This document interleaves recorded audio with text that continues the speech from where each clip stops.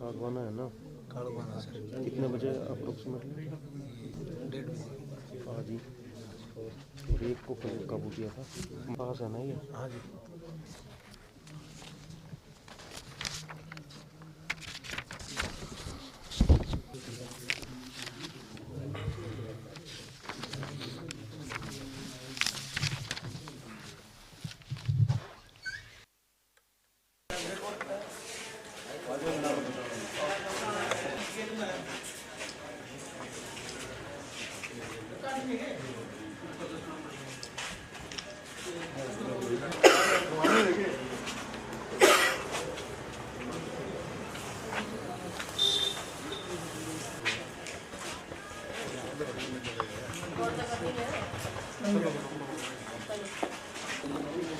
Shankar ji,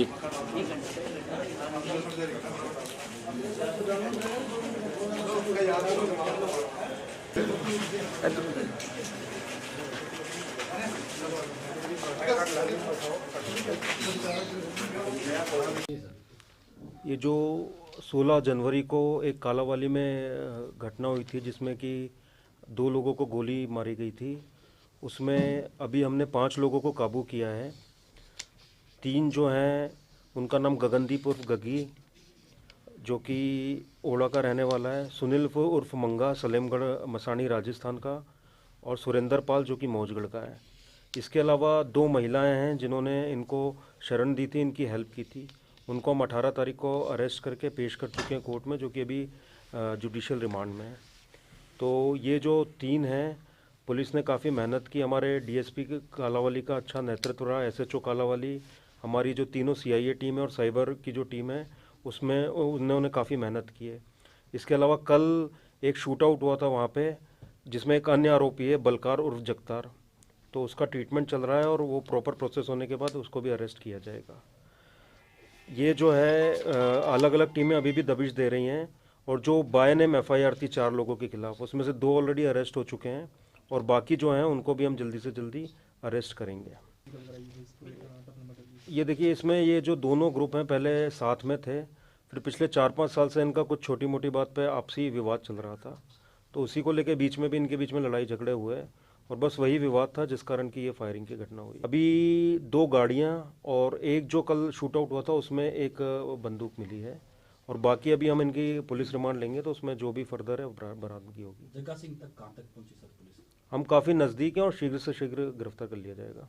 sir ये लोग किसी गैंगस्टर से जुड़े हुए हैं या क्या कुछ स्थिति है? नहीं, ये बस जग्गा के साथ जुड़े हुए थे, और उसी से जुड़ाव के कारण अभी तक इन्होंने बताया कि इनको मालूम भी नहीं था कि ये घटना जग्गा करवाएगा उनसे, तो इनको धोखे में भी रखा गया उसमें, जो इनका कहना है।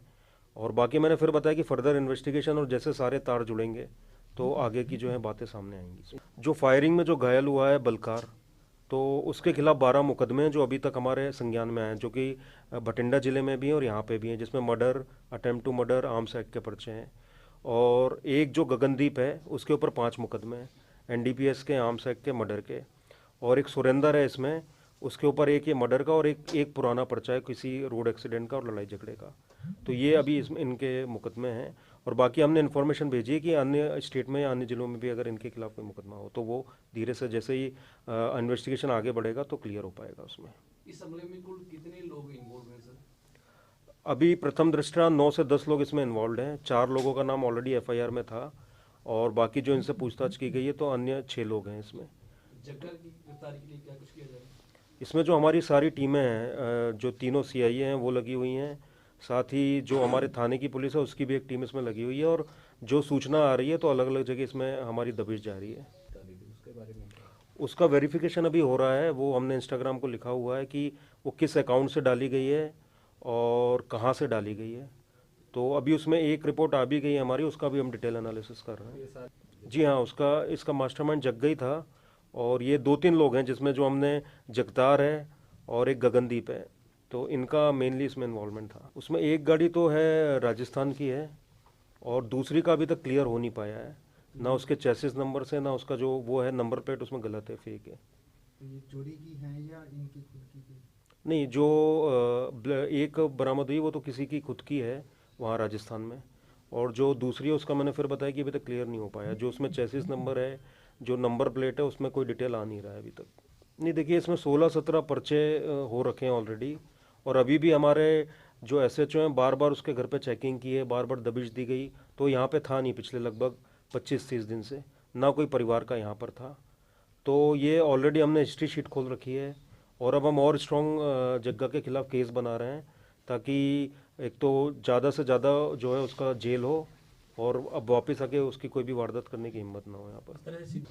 नहीं, पुलिस बिल्कुल सक्रिय है, और हमने थाना वाइज लिस्ट बना रखी है इनफॉर्मल, ये ना सिर्फ कालावाली बल्कि रानिया भी और अन्य थानों में भी।